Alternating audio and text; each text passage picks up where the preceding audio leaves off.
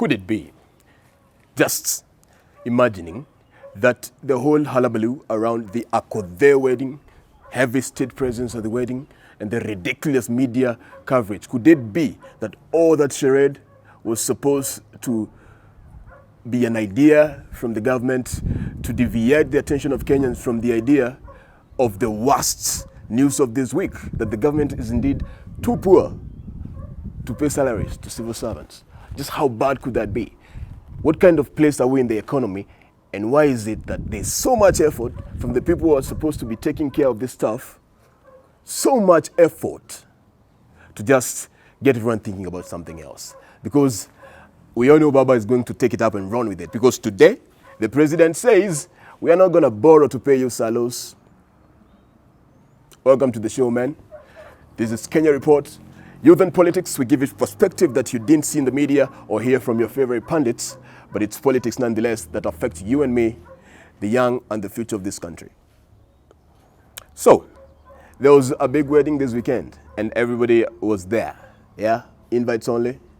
I don't want to talk about the moral discussions and rattle around what should have been. That's not what happens here. But there was a cabinet minister there, CS, as they call it these days, who had a string of money, and she hung it around the bride of the day. Beautiful gesture, a very African gesture, a very capitalistic African gesture.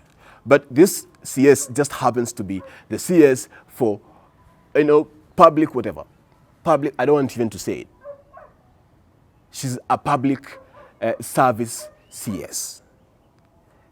Heading the same ministry where people, Kenyans, hardworking folks who work for a GOK are being told, yo, we don't have money for you right now. And the landlord back home doesn't care. The kids in the CBC do not care.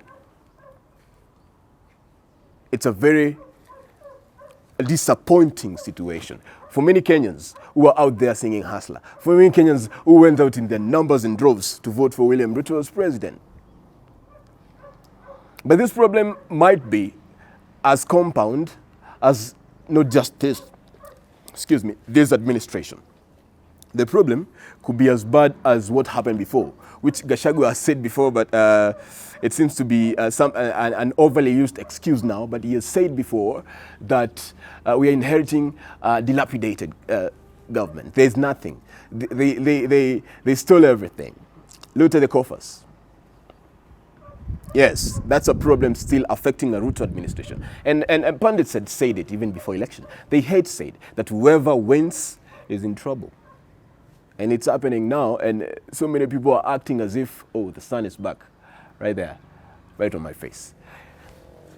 So everybody is acting like they didn't know it was going to be hell run for William Ruto right from the beginning. First, because he lacks the kind of experience that it takes to be president.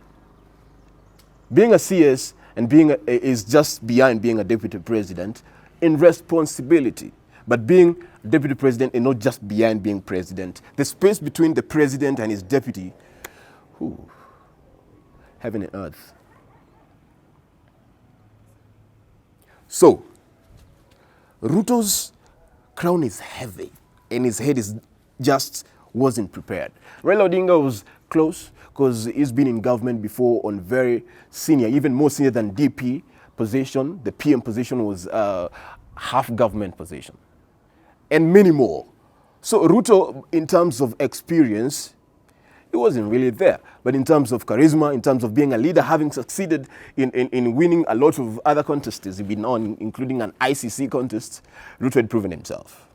But as a first-timer, he was bound to face first-timer problems. And that's what's happening. So we have a wedding, and then we have civil servants who aren't being paid, and we have a president who's saying, we have a big problem, and it's a problem I am admitting, and we can't solve it. Because saying we can't take loans to pay you salos. If you really are reading between the lines, you ought to see that what this guy is saying is we have hit rock bottom, we have nothing left to do, it's so hard now, the last option is a debt. But no, guys, don't worry. Worry not. The sun is gone again. Worry not. We won't take a debt. But this is just me telling you, hey, we're messed, we're fucked. But folks, if you're out there and you're a young Kenyan, you should know that the media cannot be trusted anymore. If you like to watch the news, maybe you like the personalities. Huh?